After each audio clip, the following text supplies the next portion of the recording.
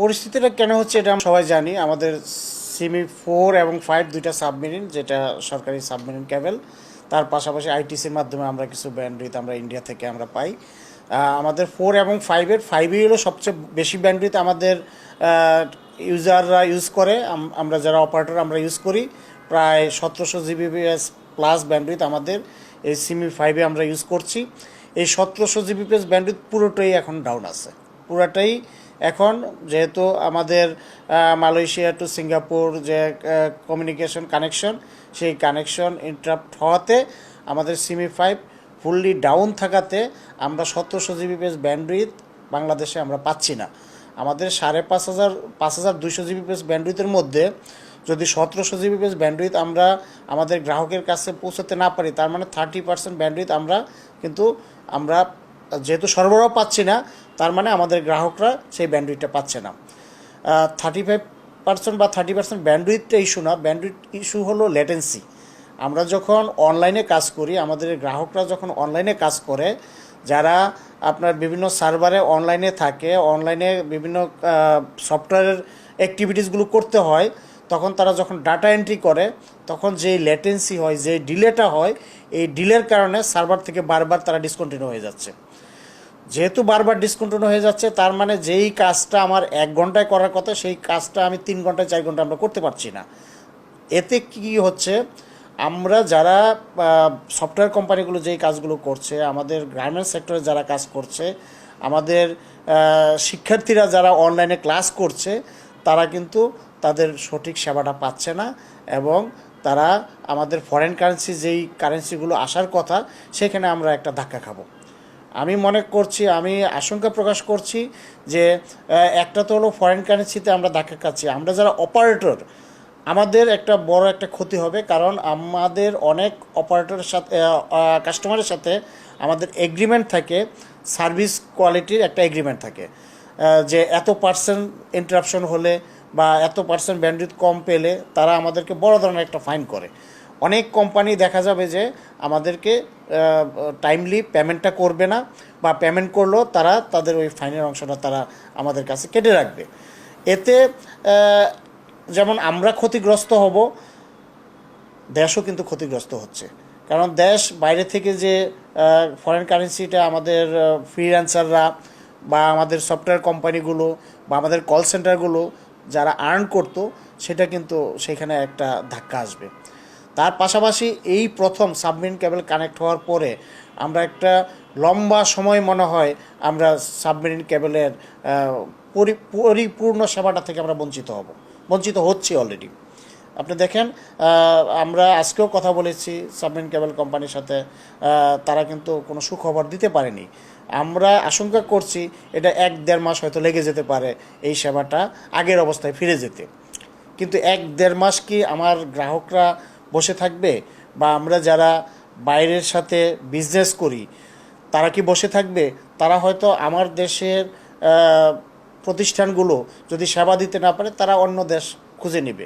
তার মানে সেখানে কিন্তু প্রতিযোগিতামূলক বাজারে আমরা বাজারও হারাতে থাকব।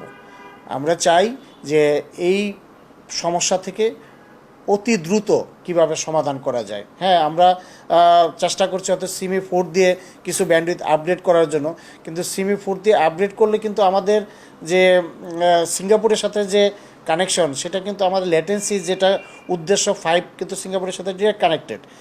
লেটেন্সি কমানো, সেই লেটেন্সি কিন্তু কমবে না। হয়তো সেবাটা কিছুটা বেটার হবে, কিন্তু আমাদের অ্যাকচুয়াল পারফরমেন্সটা আমরা পাবো না যতক্ষণ পর্যন্ত আমাদের 5 পরিপূর্ণভাবে, সিমি 5 সেটা যদি পরিপূর্ণভাবে আবার ওয়ার্কেবল না হয়।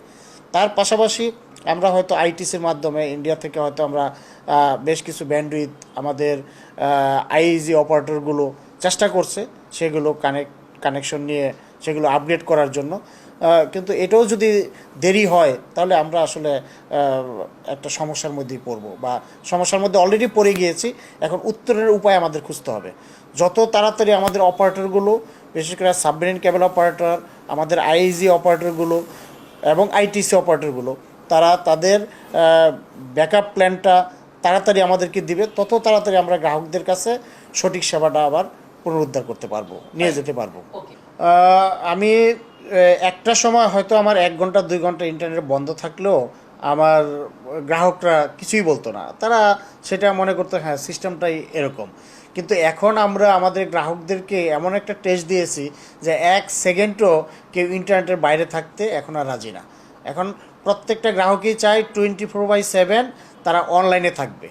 এখন এটার সমাধানটা অ্যাটলিস্ট হয়তো এটা সমাধান হবে, সময় লাগছে, কিন্তু আমার বলার জায়গাটা অন্য জায়গায়। আমার বলার জায়গাটা হলো যে যেহেতু আমাদের জনগণ এখন ইউজ টু ইন্টারনেটের উপর 24/7 তারা ইন্টারনেট চায়, এবং আমরা দেখিয়েছি যে আমরা সক্ষম সেই সেবাটা দিতে, কিন্তু কিছু প্ল্যানের কারণে, কিছু ঘাটতির কারণে আমার মনে হয় যে আমরা এই ধরনের সমস্যায় পড়ছি। ভবিষ্যতে যাতে এই ধরনের সমস্যা না হয়, আর সমস্যা হলে যাতে আমার ব্যাকআপ প্ল্যানটা থাকে, যে একটা সাবমেরিন কেবল তো সেটা ডাউন হতেই পারে।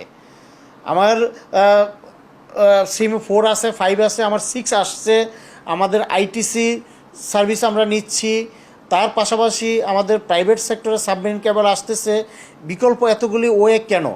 আমাদের যাতে ভবিষ্যতে আমাদের ব্যাকআপ প্ল্যানটা সঠিকভাবে থাকে, একটা প্রবলেম হলে যাতে আমার এইরকম হয় না যে আমি 1 মাস আমি সেবা দিতে পারবো না। হয়তো কয়েক ঘন্টা হয়তো ইন্টারাপশন হতে পারে, যতক্ষণ লাগে আমার এই সেবাটা জাস্ট ট্রান্সফার করতে, কিন্তু আমি এমন সেবা নিয়ে আসবো না যেই সেবা নিতে হয়তো একটা প্রবলেম হলো, একটা সার্কিট ডাউন হলো, 1 মাস লাগবে আমার সেই সেবাটাকে আবার পুনরুদ্ধার করতে। এই ধরনের সেবা হলে কিন্তু আমরা ইন্টারন্যাশনাল মার্কেটে আমাদের যে গ্রোথটা আছে সেই গ্রোথটা থেকে আমরা পিছিয়ে যাব। আমরা অনেক ক্ষেত্রেই ইন্টারন্যাশনাল মার্কেট আমরা হারাতে থাকবো। পলিসিগতভাবে আমি পরিবর্তন এক্সপেক্ট করি যে আমাদের সাবমেরিন কেবল তারা শুধু ঢাকা শহরে এবং চিটাং এবং খুলনা এই 3টা জায়গায় তারা তাদের সেবাটা বিস্তৃত করেছে। হোয়াই নট যে সাবমেরিন কেবল আমাদের প্রত্যেকটা বিভাগে, তার পাশাপাশি মেজর জেলাগুলিতেও তাদের যাওয়া উচিত। আমি মনে করি সাবমেরিন কেবল কোম্পানিকে এই জায়গাটাতে তাদের একটু ফ্রিডম দেওয়া উচিত, তারা যাতে সারা দেশে সেবা নিয়ে যেতে পারে। তার পাশাপাশি সাবমেরিন কেবল কোম্পানি যখন একটা এগ্রিমেন্ট করে, তো একটা এগ্রিমেন্ট করার পরে সেখানে পারমিশন নিতে যদি 1 মাস লেগে যায় সেটাকে রিস্টোর করার জন্য, তাহলে এটা তো মনে হয় এখানে আমাদের মনে হয় কোনো পলিসিগত কোনো ঘাটতি আছে।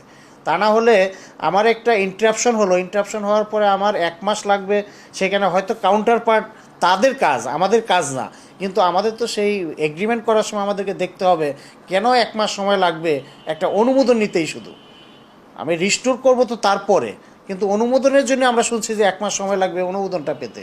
এটা তো হতে পারে না। এটা হলে আসলে আমরা সেবা কীভাবে, সঠিক সেবাটা আমরা জনগণের কাছে পৌঁছাবো, আর সাবমেরিন কেবল কোম্পানির উপরই কীভাবে আমরা রিলাই করব যে তাদের সেবা নিয়ে আমরা জনগণের কাছে, তখন আলটিমেটলি এই সেবাটা প্রাইভেট সেক্টরের কাছে যাবে।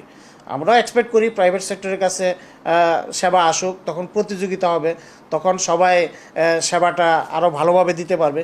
কিন্তু আমার কোশ্চেনটা হলো সরকারের এত টাকা ইনভেস্টমেন্ট, আমরা 2টো submarine cable running, 3rd submarine cable আসছে, কিন্তু তারপরেও কেন আমাদের এই ধরনের ইন্টারাপশন হবে, বা এই ধরনের ইন্টারাপশন হলে কেন এত সময় লাগবে সেটা রিস্টোর করতে, এই জায়গাটা আমি বোধগম্য না।